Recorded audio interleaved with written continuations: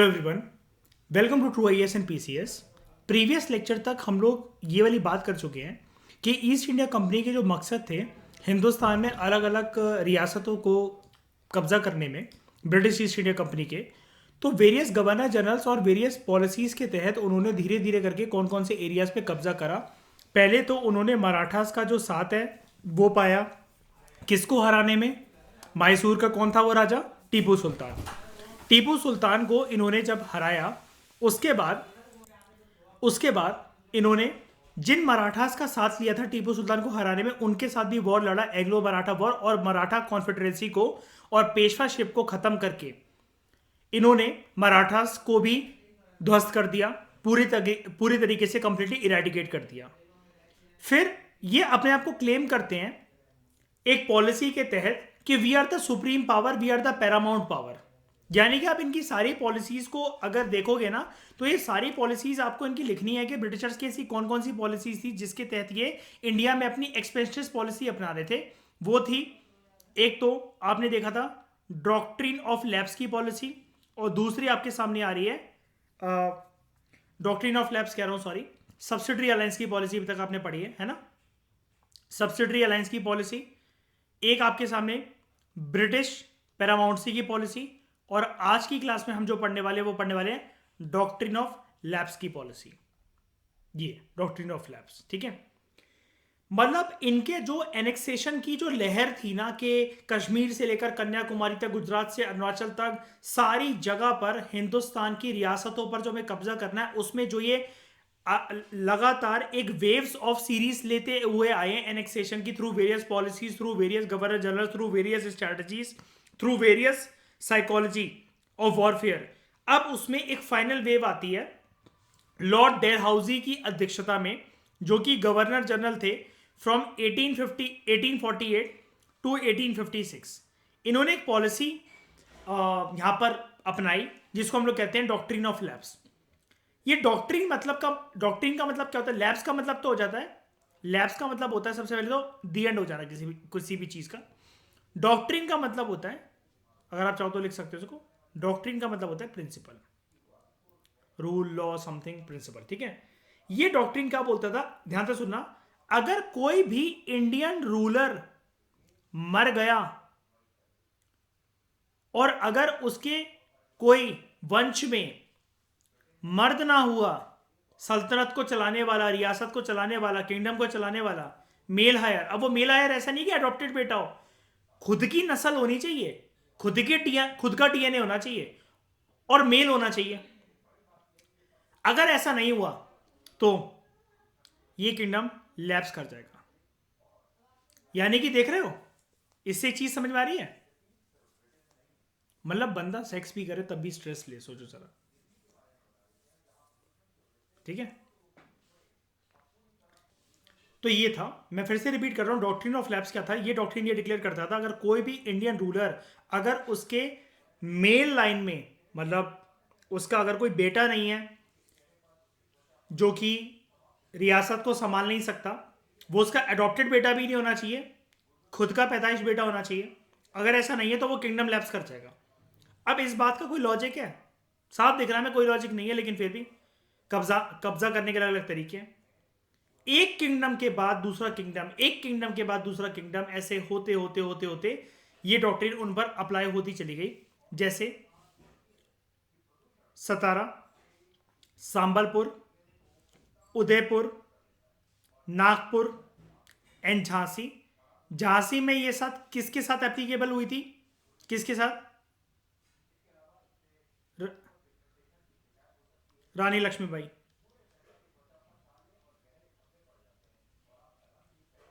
ठीक है। अब ये जो चीज है ना, ध्यान से सुनना अश्प्रीत, सारे लोग, और भी चीजें, और भी रियासतें हो सकती हैं, और भी किंगडम्स के नाम हो सकते हैं डॉक्ट्रिन ऑफ लैप्स में, लेकिन आपको ये जो नाम दे रखे हैं, सबसे पहले तो आप इन्हीं को याद कर लेना, आपकी क्रोनोलॉजी बन जाएगी। बीच में इसके आगे पीछे या ऊपर नीचे या बीच में जो भी नाम होंगे वो आप धीरे धीरे करके ऐड ऑन करते चलना, जैसे जैसे आपका लेवल बढ़ता चलेगा मॉडर्न इंडियन हिस्ट्री का। जैसे याद है मैंने रेन म्यूटिनी बताई थी, मैंने कहा रेन म्यूटिनी तो बिल्कुल एंड में होगी जब आज़ादी मिलने वाली होगी, लेकिन हमें कम से कम पता तो लग गया विशाखापट्टनम, बॉम्बे, और उधर ये सारी की सारी म्यूटिनी हुई थी। ठीक है, फाइनली हुआ क्या 1856 में कंपनी ने अवध पे कब्जा कर लिया, हमने देखा था, याद है, शुजाउद्दौला के टाइम पे। और इस टाइम पर ब्रिटिश के पास एक और आर्ग्यूमेंट थी। They said they were obliged by duty to take over the Awadh, क्योंकि अवध के लोगों को हम ना बचाना चाहते हैं, हमारा दिल बहुत साफ है, बिल्कुल हार्पिक क्लीनर की तरह, और हम यहाँ के लोगों को बचाना चाहते हैं नवाब के चंगुल से, क्योंकि नवाब बहुत बेरहम है और वो एक ऐसी सरकार चला रहा है जो कि सरकार के नाम पे कलंक है, मिस गवर्नमेंट। जिस ह्यूमिलेटिंग वे में नवाब को उसकी गद्दी से हटाया गया, अवध के जो लोग थे ना, जब अगले ही साल, देख रहे हो ये सब घटनाक्रम कब हो रहा है 1856 तक, अगले ही साल जब रिवोल्ट ऑफ 1857 होता है, तो अवध के लोग जो थे ना, अवध के लोग कहते हैं अबे तुम हमारा भला सोचोगे, गोरी चमड़ी वालों, हराम जादो, तुम भला सोचोगे हमारा। अवध के लोग बहुत लॉयल थे नवाब से, तो रिवोल्ट ऑफ 1857 ने अवध में भी बहुत, अवध की जनता ने भी बहुत पार्टिसिपेट करा और बहुत बेहतरीन तरीके से। ठीक है,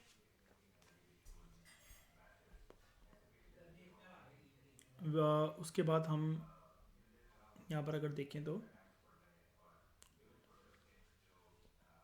इंडिया, ये जो येलो येलो वाला पार्ट है, मतलब एरिया जो ब्रिटिश रूल के अंदर थे इन 1797, आपको दिखेगा ये वाला हिस्सा, कुछ ये वाला हिस्सा और कुछ ये नीचे दक्षिण भारत के कुछ हिस्से।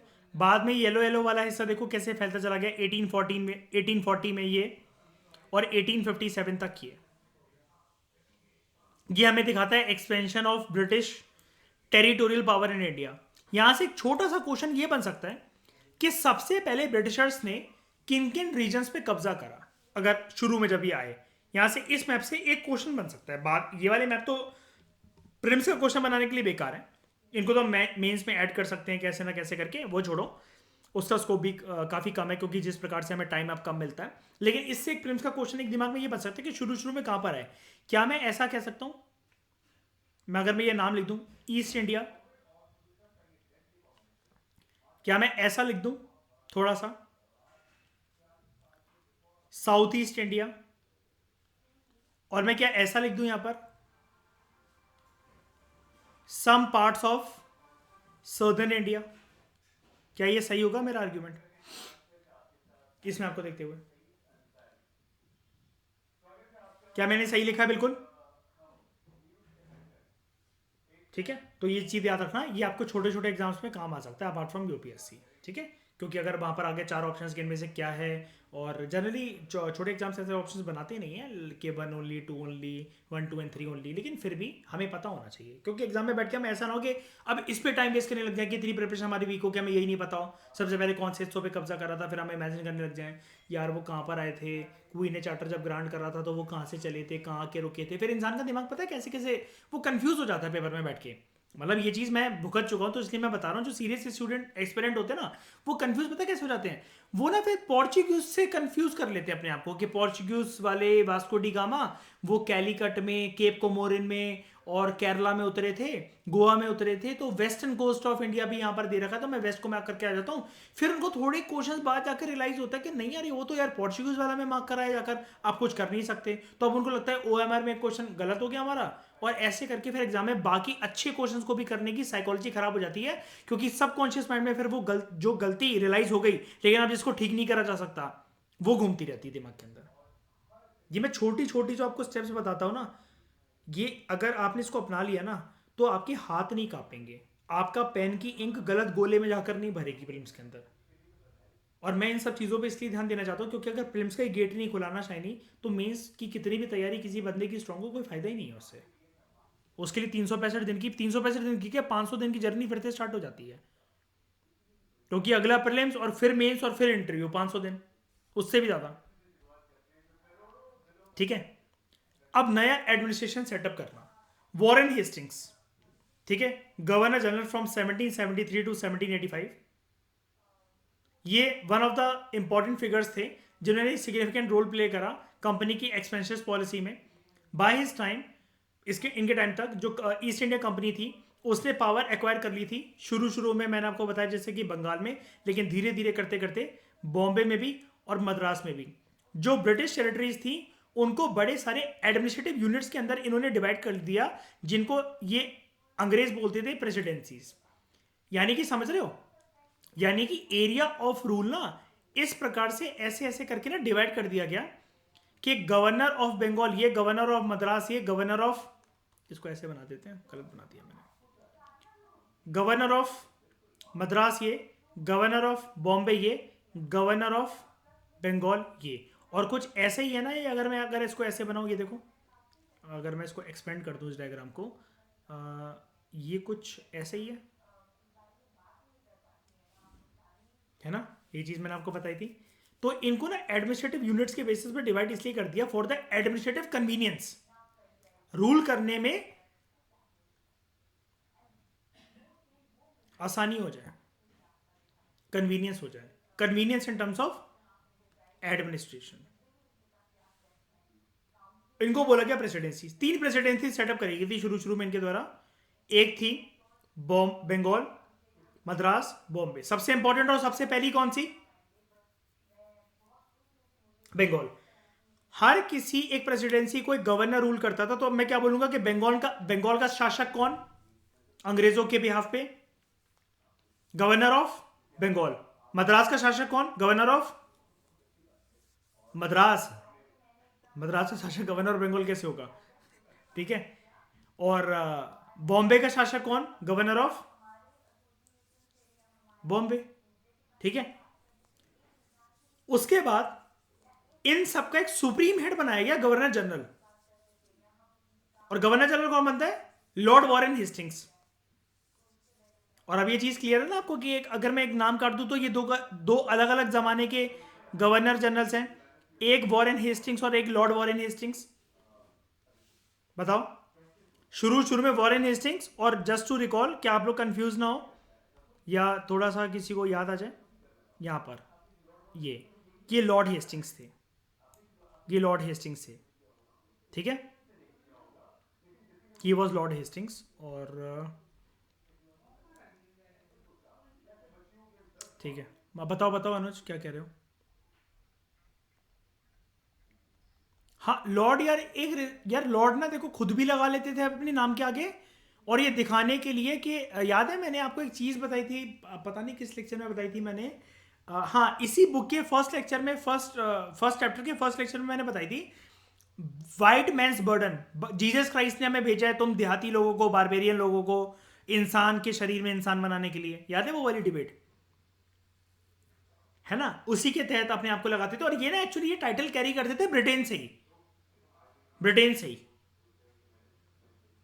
ठीक है, यानी कि यहां पर लॉर्ड मतलब भगवान नहीं है अनुज, ये मत समझना कि इनको भगवान है, मतलब ये जैसे सर की जगह वर्ड यूज हो रहा है बस ये।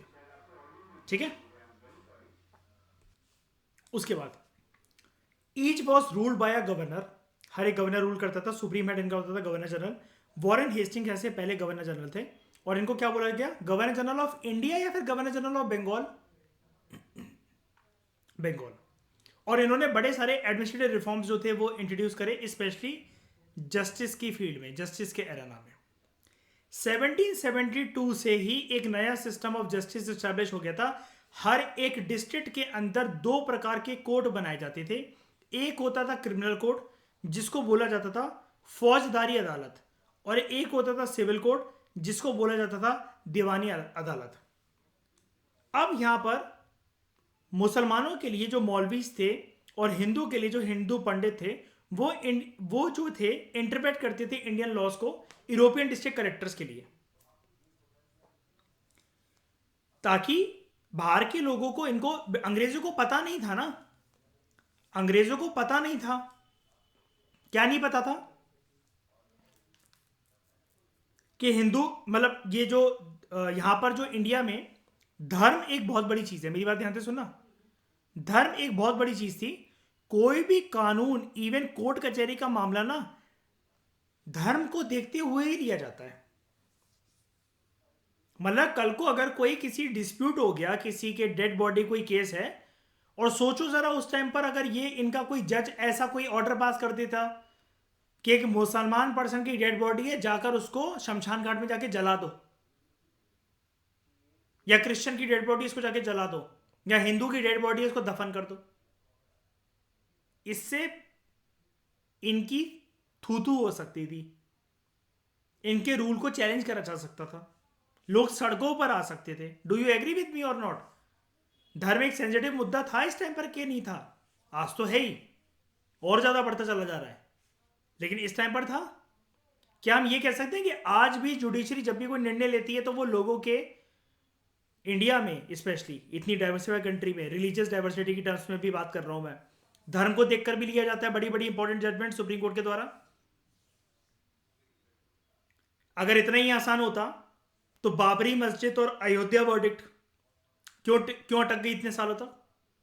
सबरीमाला इशू, हाजी अली दरगाह केस, शनि शिंगणापुर, है ना? इस टाइम पर भी ऐसी समस्या थी। अब एक बात बताओ, इंडिया में जो रिलीजियस लॉ हैं, जैसे शरीयत कहते हैं, आई थिंक मुस्लिम लोगों, जो शरीयत लॉ है, और जो इंडिया में और जो हिंदूज के लिए जो है मनुस्मृति, या जहां पे हिंदू या जहां पर भी Hindu code of conduct given है, इन सब की इंटरप्रिटेशन के लिए हमें कुछ हिंदुस्तानी तो चाहिए पड़ेंगे कि नहीं चाहिए पड़ेंगे? तो ये यूरोपियन डिस्ट्रिक्ट कलेक्टर्स को इंटरप्रेट कर करके लॉ बताते थे, जो कि इन सिविल कोर्ट्स में बैठते थे, क्योंकि यूरोपियन डिस्ट्रिक्ट कलेक्टर ये कहते थे हम कोई भी निर्णय किसी के धर्म से जुड़ा हुआ, या कोई भी डिसीजन जिसमें धर्म का एंगल हो, वो हम नहीं ले सकते जब तक हमें पूरी नॉलेज ना हो। तो इन्होंने हिंदू पंडित और मुस्लिम मौलवीज को बोला अपने अपने धर्मों के लॉस को इंटरप्रेट करके कि तो उनमें लिखा क्या हुआ है, क्या इंटरप्रिटेशन है उसके, वो हमें बताओ, ताकि हम जब जजमेंट्स दें तो उस चीज का ध्यान रखें। क्रिमिनल कोर्ट्स सेटअप करे गए अंडर अ काजी, काजी एक जज होता है, और मुफ्ती, मुफ्ती के अंदर ये एक जूरिस्ट होता है मुस्लिम कम्युनिटी का, जो कि रिस्पॉन्सिबल होता है for expounding the law that the qazi would administer, सहायक उसका काइंड ऑफ, ठीक है। बट ये सारी की सारी चीजें कलेक्टर्स की सुपरविजन में होती थी, यानी कि मुस्लिम लॉ के, शरीयत लॉ के तहत अगर कोई भी जजमेंट पास करनी है, कोई भी ऑर्डर अगर पास करना है, तो वो करेगा एक मौलवी ही।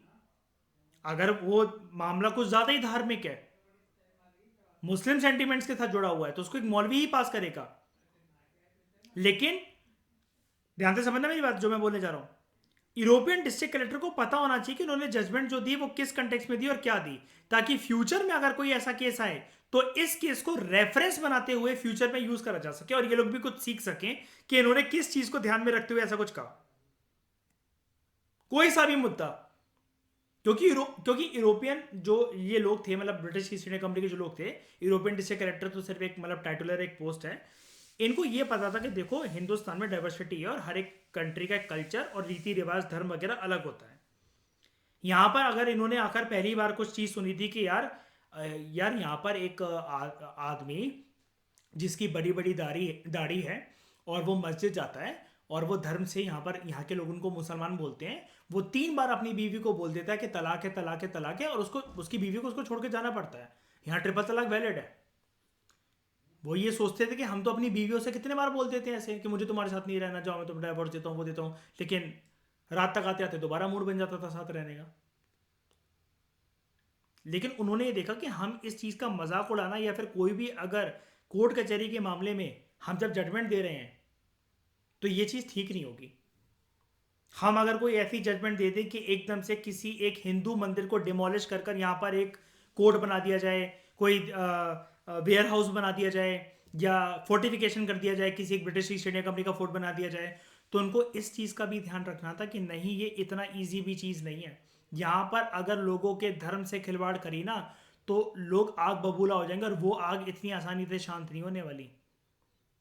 और याद है पहला चैप्टर कि ये यहाँ पर आने से पहले पूरा जायजा लेकर आए थे कि हिंदुस्तान में है क्या, चल क्या रहा है, कैसा कैसा, और उन्होंने इसलिए तो मैप बनाने को बोला था पूरे भारत का, और उसके तहत के कौन से कल्चर के कैसे लोग कौन से रीजन में कहाँ मिलते हैं। वो वाली बात याद है मेरी, कोठे पर जाने से पहले नचनिया के बारे में पता करके जाओ कि उसकी थिरकन क्या, उसकी चितवन क्या है।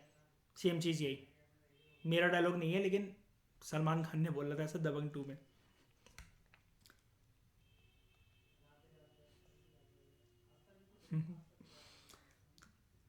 वॉरेन हेस्टिंग्स का ट्रायल होता है। इससे पहले ट्रायल किसका हुआ था जिसने जाके सुसाइड कमिट कर लिया था ब्रिटेन में, जबकि वो बाइज्जत बरी भी हो गया था? Robert Clive. कौन था Robert Clive? First governor of Bengal.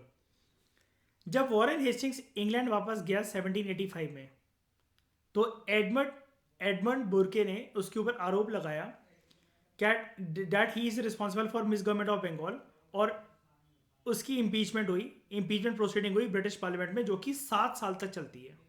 7 साल तक इम्पीचमेंट एक ट्रायल होता था उस टाइम पर। आज के इससे प्रेसिडेंट की इम्पीचमेंट से इसको कंफ्यूज ना करना। हाउस ऑफ लॉर्ड्स जो कि एल्डर हाउस होता है, उधर 2 हाउस होते हैं, जैसे हमारे यहाँ लोकसभा है ना, तो लोअर हाउस उधर उधर लोअर हाउस को कहते हैं हाउस ऑफ कॉमन्स, और हमारे जो राज्यसभा है ना अपर हाउस, तो उधर अपर हाउस को कहते हैं house of lords. Warren Hastings के खिलाफ चार्जेस लगे फॉर मिसकंडक्ट, ठीक है, इन हाउस ऑफ कॉमन्स, और हाउस ऑफ लॉर्ड्स वगैरह ने मिलकर देखा इम्पीच इसको, क्या हटाना है इसको, ये सब करना है।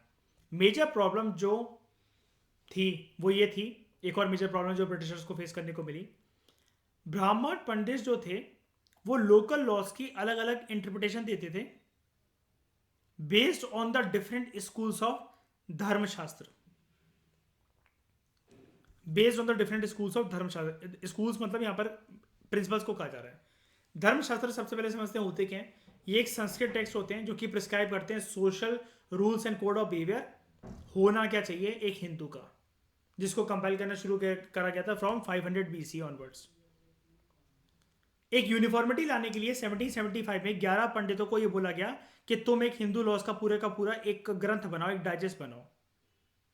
डाइजेस्ट का मतलब ये मत समझ जाना कि इनको खाने के लिए बोल दिया गया था, ठीक है, एक पूरा का पूरा कंपाइलेशन बनाओ। इसको सबसे पहले तो लिखा गया हिंदू लॉज को जनरली ऑफिस में था संस्कृत में। लेकिन अब एक क्वेश्चन बता रहा हूं मैं आपको, एक छोटा क्वेश्चन, छोटे एग्जाम्स में आने वाला। NB हेलेड, ये वो पर्सन थे जिन्होंने इस डाइजेस्ट को इंग्लिश लैंग्वेज के अंदर ट्रांसलेट करा, संस्कृत से इंग्लिश में। 1778 में ऐसे ही एक कोड ऑफ मुस्लिम लॉज भी आया, इसको कंपाइल करा गया ताकि जब यूरोपियन जजेस जो थे जब कोई भी जजमेंट दे तो उनके बेनिफिट में हो। और under the regulating act of 1773 एक सुप्रीम कोर्ट स्टैब्लिश करा गया। कहां पर स्टैब्लिश करा गया था? कलकत्ता के अंदर। और कोर्ट ऑफ अपील सेटअप करा गया था। ये चीज लक्ष्मीकांत बताना भूल जाती है, लक्ष्मीकांत की बुक हमें ये चीज बताना भूल जाती है कि सुप्रीम कोर्ट के साथ साथ कोर्ट ऑफ अपील भी सेटअप करा गया था, जिसको बोला गया सदर निजामत अदालत, कोर्ट ऑफ अपील। कि एकदम से कोई अगर जजमेंट हमारे खिलाफ पास कर रहा है तो हम एक अपील भी रख सकें उस जजमेंट के खिलाफ। यानी कि आप देख पा रहे हो, इनकी साइकोलॉजी को समझ पा रहे हो।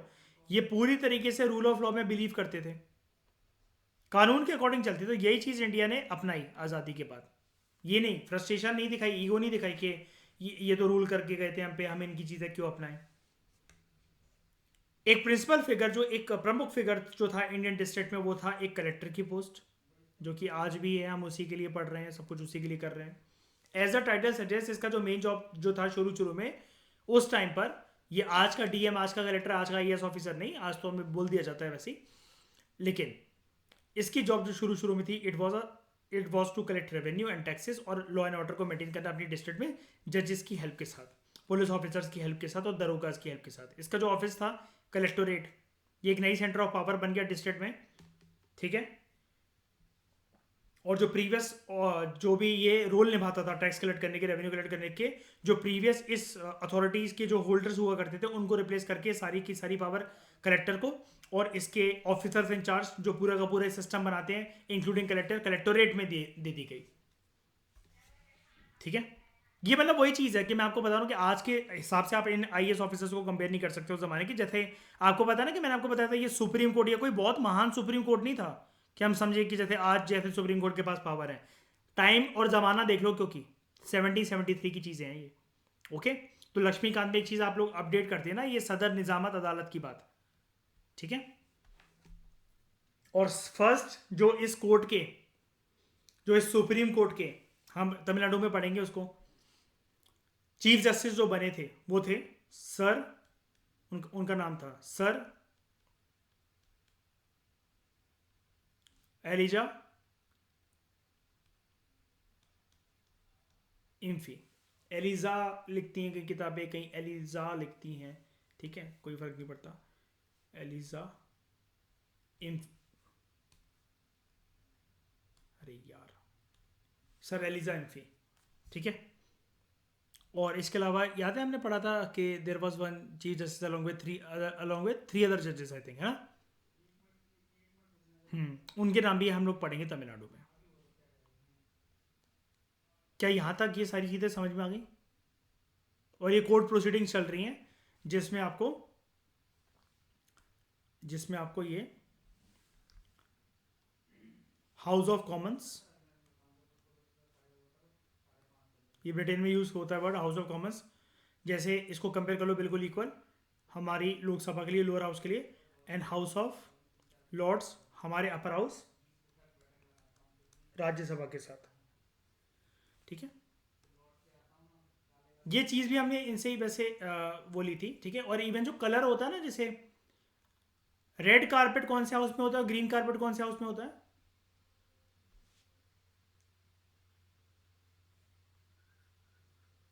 इंडिया में राज्यसभा में कौन सा कलर का कारपेट होता है?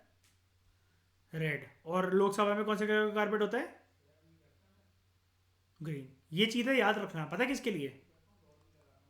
लोकसभा और राज्यसभा प्रोटोकॉल एग्जाम के लिए।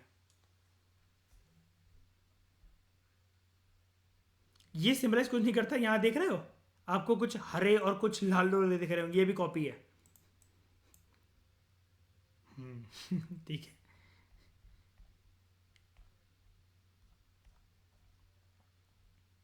हाँ, एक चीज मैं बताना चाहूंगा, इसके बारे में इंफॉर्मेशन हम पढ़ लेंगे तमिलनाडु से। इस पर्सन के बारे में सिर्फ यहाँ पर लिखा हुआ है, कोई इन्फॉर्मेशन नहीं दे रखी है। वीर सुरेंद्र साई कौन था, कहाँ से था, कौन से रिवोल्ट में लड़ा था, no information is given here. बस इनका पता नहीं क्यों पोर्ट्रे तंग करने के लिए, एहसान के लिए लिख दिया कि जगह नहीं मिल रही थी तो चलो किसी की भी फोटो चिपका दे।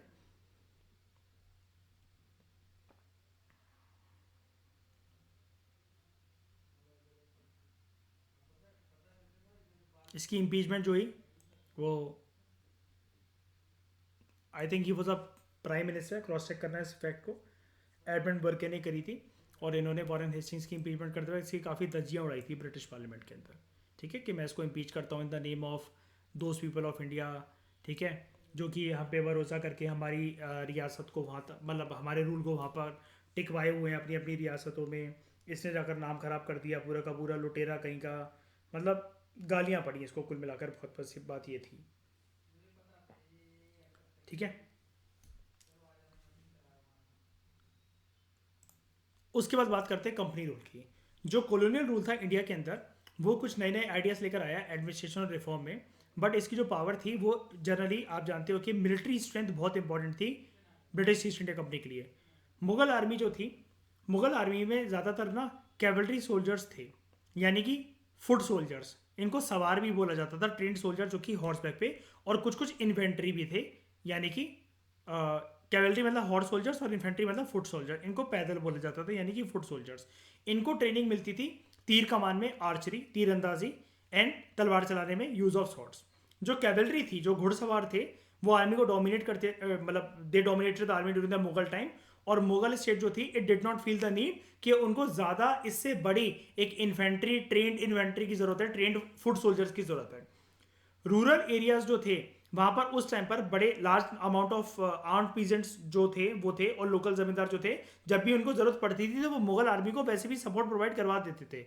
अब मतलब बिल्कुल मज़े में, बिल्कुल मजामा तरीके से मुगल रूलर्स की, एम्परर्स की ज़िंदगी बीत रही थी, तो उनको ऐसा कभी कोई नीड फील नहीं हुई, कोई खतरा ऐसा कुछ फील नहीं हुआ कि उनको कभी अपनी आर्मी को मॉडर्नाइज करने की ज़रूरत है, ठीक है। तो सावर मैंने आपको बता दिया, they are the man of the horses, ठीक है, यानी कि कैवलरी। एक चेंज आता है इन द 18th सेंचुरी, जब जो मुगल सक्सेसर स्टेट्स थी जैसे अवध और बनारस, ठीक है, इन्होंने पीजेंट्स को रिक्रूट करना स्टार्ट करा आर्मीज में, और उनको प्रोफेशनल सोल्जर्स के तौर पर ट्रेनिंग देना स्टार्ट करी। ईस्ट इंडिया कंपनी ने बिल्कुल सेम मेथड अडॉप्ट करा। इन्होंने भी अपनी आर्मी में लोगों को रिक्रूट करना स्टार्ट करा, प्रोफेशनल ट्रेनिंग उनको देना स्टार्ट करी। और इनको ये लोग बोलते थे इंडियन आर्मी के लिए, जो बंदे के लिए जो वर्ड होता है जो इंडियन आर्मी में काम करता है, सिपाही, सोल्जर, तो इन्होंने एक सिपाही आर्मी स्टार्ट करी। अब वॉरफेयर टेक्नोलॉजी जो थी, लड़ने की जो रणनीति जो थी कि युद्ध कैसे लड़ा जाता था, अब ये कोई पानीपत या फिर दिल्ली सल्तनत के टाइम पर जैसे अलाउद्दीन खिलजी मंगोलों से लड़ा, इस प्रकार के युद्ध नहीं थे। अब जो वॉर टेक्नोलॉजी थी ना वो चेंज हो गई थी 1820 से। जो कैवलरी की जो रिक्वायरमेंट थी, ऑफ द कंपनीज आर्मी, वो डिक्लाइन हो गई। घुड़सवारों की जो गिनती थी वो कम होने लगी, क्योंकि ब्रिटिश एम्पायर जो था इस टाइम पर लड़ता हुआ आपको दिखेगा इतिहास में बर्मा में, म्यांमार में, ठीक है, अफगानिस्तान में और इजिप्ट में, जहां पर जो सोल्जर्स थे ना वो जनरली लोकेशंस पर उनको छुपना पड़ता था। घोड़े हर जगह पर जाकर, मतलब ऐसा तो नहीं कि आवाज नहीं निकालेंगे या कहीं पर भी छुपेंगे नहीं, बहुत बहुत ज्यादा बार इनको गुरिल्ला वॉरफेयर भी करना पड़ता था। गुरिल्ला वॉरफेयर के अंदर क्या होता है, आप सारे एक साथ निकल कर आ जाते हो, दुश्मन को मारते हो, दोबारा जाकर अलग अलग कोनों में इधर उधर जंगलों में जाकर छुप जाते हो। तो ये चीज़ घोड़ों के साथ ज़्यादातर पॉसिबल नहीं थी, ऐसा ब्रिटिशर्स ने देख लिया था। इनका जो एक्सपीरियंस था बर्मा में, अफगानिस्तान में और इजिप्ट में, ये उधर लड़ते थे मस्केट के साथ। ये एक हैवी गन होती है जो कि इन्फेंट्री सोल्जर्स यूज करते हैं, और मैचलॉक के साथ ये एक टाइप ऑफ गन है जिसमें जो पाउडर है वो इग्नाइट करा जाता है। मैं आपको दिखा देता हूँ, वरना आप इनके नाम को लेकर रट्टा मारते रहोगे हमेशा। मस्केट गन, ये आपने देखा होगा अंग्रेजों का, मतलब हर जगह आपको म्यूजियम है, पुराने घरों में और ये सब ये मिल जाएगी। ये आपको ये फिर हेरा फेरी में भी मिल जाएगी जो राजू लेकर आता है ना, 2 करोड़ की जो बंदूकें होती हैं, ठीक है। और एक ये था मैचलॉक। मैचलॉक मैं आपको दिखा देता हूँ, वो बारूद भरकर मैचलॉक मस्केट, सेम चीज़ होती है कह रहे दिवाली में भी फोड़ते हैं, सेम चीज़ होती है। यहाँ पर धागा बांधा जाता है क्योंकि इसके अंदर बारूद भरी जाती है अंदर से। और ये आपने देखा होगा मंगल पांडे के टाइम पर कंट्रोवर्सी, वो ऐसे ही, मतलब वो बंदूक भर भर के उसकी नली में डाल डालकर वो ऐसे फायरिंग करता था। पहले पाउडर भर दिया और उसके बाद उसको एक स्टिक से घुसाना अंदर पाउडर को और उसके बाद वो चलाना, ठीक है, ये चीज़ ऐसे करके। और यहाँ पर, ठीक है, यहाँ पर देखो, ये पर्सन ने यहाँ पर बारूद भरा, इसके अंदर बारूद डाल रहा है, उसके बाद फनल से अंदर से इसको घसीटा, ये देखो चल गई ऐसे। पीछे से बारूद डालना है और आगे से इसमें एक रॉन टाइप, मतलब वो डाल देना है, ठीक है, भर के। ये चीज़ है, और ये देखो ये जल रहा है ना, ये ऐसे करके, ये देखो क्या हुआ, क्या हुआ, क्या ये जलती हुई सुतली यहां पर बारूद पे आके टच करेगी। आगे एक रॉन्ड की गोली डली हुई है, गोला टाइप, जैसे लोहे का छल्ला मान लो उसको। ये जैसे ही यहां पर जाएगी तो बारूद जो है वो फटेगा, गोली को आगे धक्का देगा और फायरिंग होगी। देखना 1 2 3 चल गया।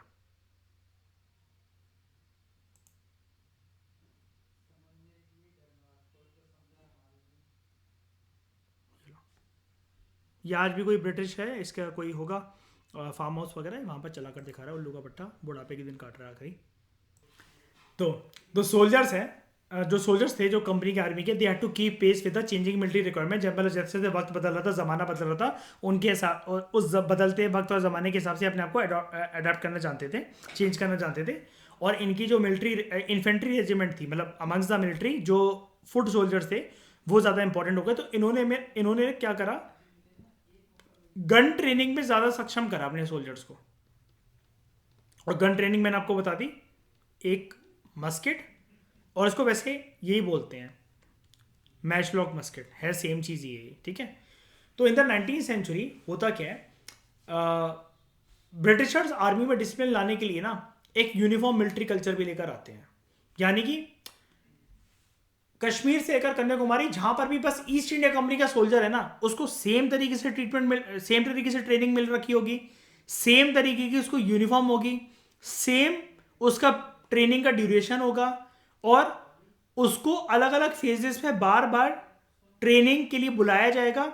जैसे हमारा लबासना में नहीं होता फेज 1 फेज 2 वगैरह, कि यानी कि वो अपने उसके साथ टच में रहेगा। ये नहीं कि वन टाइम ट्रेनिंग हो गई, अब तो भाई बर्गर पिज्जा खाते रहो और अपना वेट बढ़ाते रहो, नहीं। तो हर जगह एक पूरे के पूरा सेम बिल्कुल यूनिफॉर्म मिलिट्री कल्चर डेवलप हो, और इसके लिए इन्होंने एकेडमीज भी खोली थी सोल्जर्स को ट्रेन करने के लिए। इसलिए आप उस टाइम पर अंग्रेजों ने जब कब्जा करा ना, इस टाइम पर आप देखोगे बड़े सारे जो आर्मी वार्मी पुलिस की ट्रेनिंग के जो मैदान थे ना, वो इनके टाइम पे बहुत बने। सोल्जर्स जो थे उनको यूरोपियन स्टाइल की ट्रेनिंग दी गई, उनको ड्रिल ट्रेनिंग, डिसिप्लिन वगैरह ये सब सिखाई गई, ठीक है, जो कि उनकी लाइफ का पार्ट बन गया ये। लेकिन कभी कभार कास्ट और कम्युनिटी की फीलिंग्स भी क्रिएट कर देती थी गलत तरीके से, और जो अंग्रेज थे इन कास्ट और कम्युनिटी की फीलिंग्स को इस ट्रेनिंग में कभी कभार इग्नोर कर देते थे एक प्रोफेशनल सोल्जर्स बनाने की दिशा में।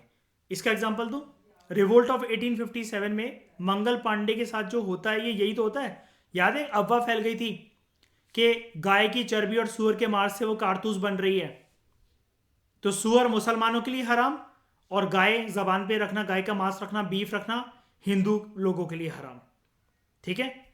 तो इस तरीके से इन्होंने ये भी कोशिश करी थी कि लोगों की कास्ट और रिलीजियस फीलिंग जो है इससे हर्ट हो, और यही एक पूरा का पूरा ग्राउंड बना था फॉर द रिवोल्ट ऑफ 1857, ठीक है।